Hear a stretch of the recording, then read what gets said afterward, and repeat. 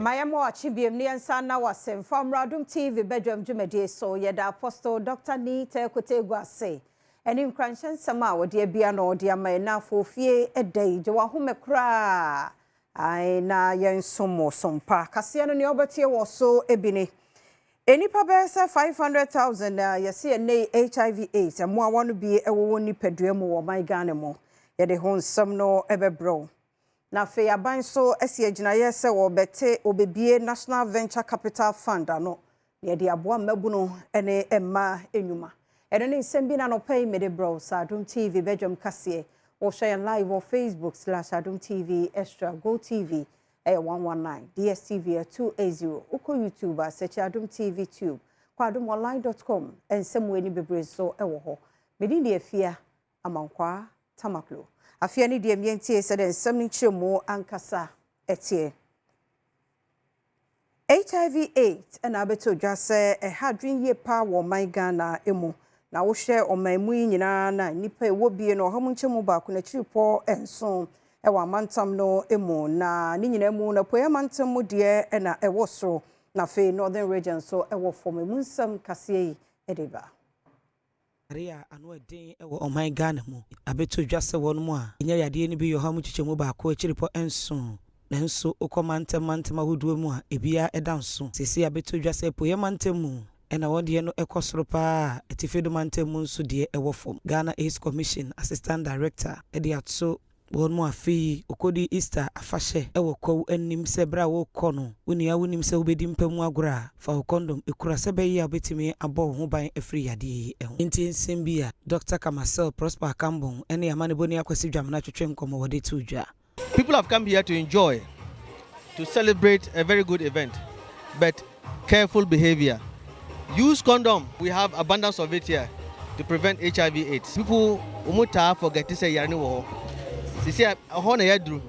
Sana pese yan revamp people's knowledge about HIV/AIDS. No, it's the main thing that we're also here to for. Nationwide, no, your percentage here 1.53%. Who fighting in Akabuma? Let's say over 500,000 people they were HIV/AIDS. But then there were your data no. Now your truck I check out no. Over 340,000 people with living HIV/AIDS. 340,000. Now each year, new infections say between 16,000 and 17,000. Yeah, sure. Any more so may a National Venture Capital Fund ano. But I say a daytime me bunu ne ma wonuma hodo ano na ne metumi etumpon amaye. Mampanyini John Dramani Mahama ekasa ewo business forum ekos won price we poyemantemu ya ke bi wonfu enim de ewo adwuma ye ho ne won mu ekura wondwetire ade biebie nwuma ewo manmu ebetwa hie mu ena wo kire nhyehyɛ ye bi aban no eye ade aboa won mu abiebie nwuma ene de aban hye kwan so afiri won mu ho ochire mu se Ghana fo epese won mu ankasa eye won mu adwuma no aban de hyehyɛ eba enche obepa National Venture Capital Fund ehon toma ebeboa emabunu no ene ema won mu ankasa biebie nwuma ewo manmu. Afram Plains is in our sight in terms of its agricultural potential and agro-processing. We've labeled Afram Plains a special agro-processing zone, SAPZ. And in line with the same program that the African Development Bank is pursuing, we intend to achieve substantial funding from the African Development Bank for investment in the Afram Plains, both in terms of agriculture and agro-processing. But to be able to do that, we must first put in the infrastructure. And so under the big push, we have put the bridge at Echiamam from under the big push to construct the bridge so that we can take the ferry away. And then also we've targeted the main roads in the Afram Plains area to rehabilitate them so that it can ease doing business in the area. Yantwaso na Ghana Health Service mpanifo na de kokobo tu dwane yesi ne ukọ hospitals ahodo mu bia omo charge toilet fee sebia obi hododo no okọ ho no ye je won sika 2 cedi ne 1 cedi yes won mu nyai adom kase etwaso Sese woko abaya resabia wodo na pese wuja wona ya na se woko yo hu yi a ya nya oga na sidi mienu a ebejo ga na sidi baako anase mpese wadu num we atsere akwa Magana Health Service atwewo mo adwena baso ye nti asoye no ede nkrata abetu dwa wode ama regional directors nyina se wonu mani di sansem ye chipa ya Professor Samuel Akoria awoye acting director general Ghana Health Service ena ne nsashase ye wo kiremu a ene animu yi a Sanu yene ekoso wa ban yaresabia wodo no wontwam na yaresabia wampam wampanifo beye won hwehwemu wonsa ebeso ne mu no emre wo ho enne bedi otwemu sai agyanan bia eka hospital na so ye ehu na wose wo bibia wo babeji apomuden ohia so ye no ho yi a wotimi kɔ hɔnom kɔ abra obi anye ne sika bia ne senti ɛwonya baabi a obetimi ade agye sika ama yaresabia na nase wo de beye wonom ade wose abre ne abra no wosiesie hɔnom se beye a Ghana fo a ɛkɔ hɔnom kɔ gya yarehwɛ no wonfa yare bia emfiri biaye wonko na ebabu anso ama apomudi mu hwe no ayarefo wan ha wo mo wa apomudi nsemo na nei abna poku ahwene foundation ade opoku ahwene foundation ye nyame so ade ode apomudi ho ne ma akọ akwasi ho health center so wono monye no mfamoa apomudi Akwasi Hu Health Center enei wanya akade efri opoku ahwene foundation ehono mu abradom kase ede wamane bo ebetu dwa adom kase ene Ewura wono eneti opoku ahwene foundation abna poku ahwene wodi ne dwuma ewa Adom TV ne Adom FM wo multimedia group etwetwe nkomo ene wodi tu dwa se ahwene foundation eye ekua matie ya yede eboa yaka foundation focus man enti se ye won kran na obeti o ye kwa 37 o ye kwa regi ye kwa no metu sana mo we se me so de menya wo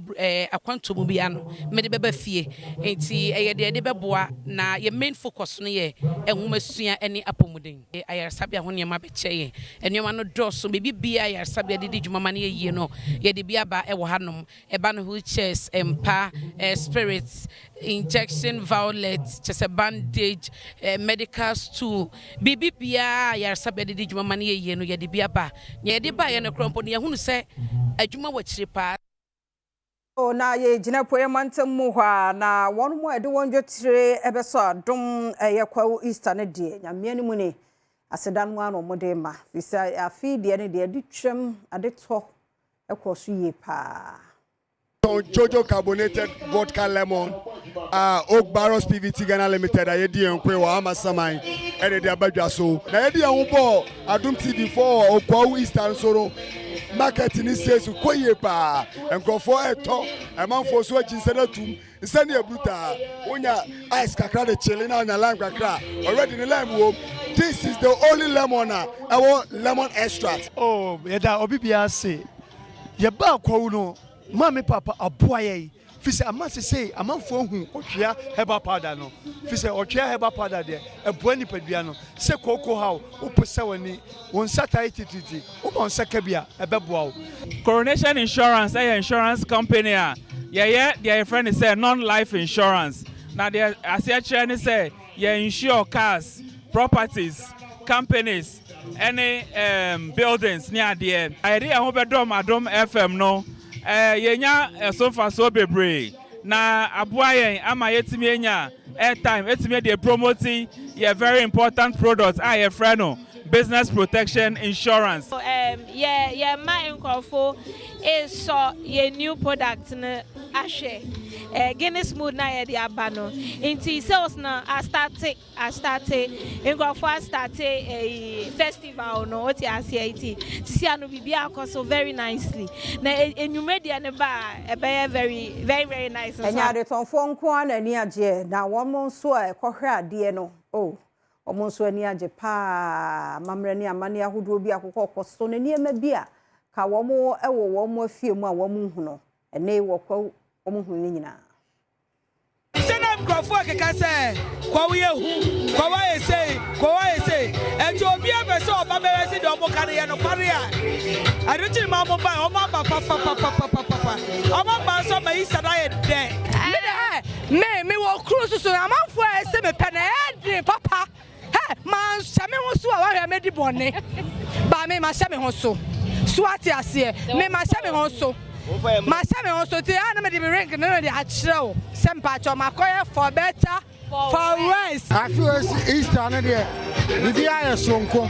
Because me we aban mu pan foni na begua. Ejama bambo no. Ama bibi aye kama. Ejafu eri a wonamu a sro bia anim. Bibi akoso kama. Every year no they are different, but energy no the same energy na. You make yourself happy. Nobody's going to make you happy.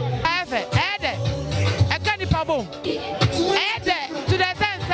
who classmates rara, we are together. Our it will be like a small insano. Lady Bonnet over. Hey, Minya beer. Not Minya beer. Minnie Betchy.